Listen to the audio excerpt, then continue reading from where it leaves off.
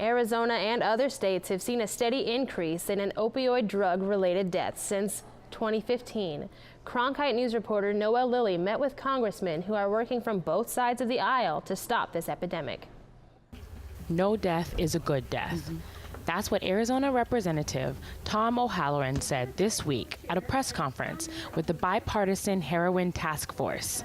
Members of the task force met to discuss and introduce legislation in the hopes of fighting the opioid epidemic in the U.S. This is something that's totally out of control right now, both from the standpoint of Arizona being a border state as a transport location and a distribution point.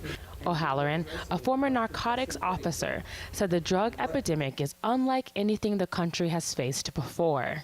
Just recently in Arizona, this week I think it was, that we had 115 overdoses and 15 people die. The Bipartisan Heroin Task Force was in 2015 as a means to combat drug addiction in various states. This opioid and heroin epidemic has torn our communities and families apart.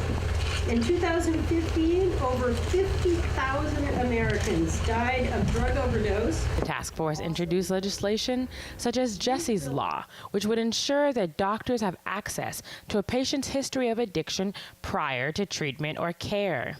According to the Arizona Department of Health Services, more than 2 Arizonans died every day from opioid overdoses in 2016. I mean, these are our kids. These are our neighbors. There are consequences for this, and it is heartbreaking when you meet the families and the parents or attend the funerals. The task force said that teamwork would be needed to fight drug use.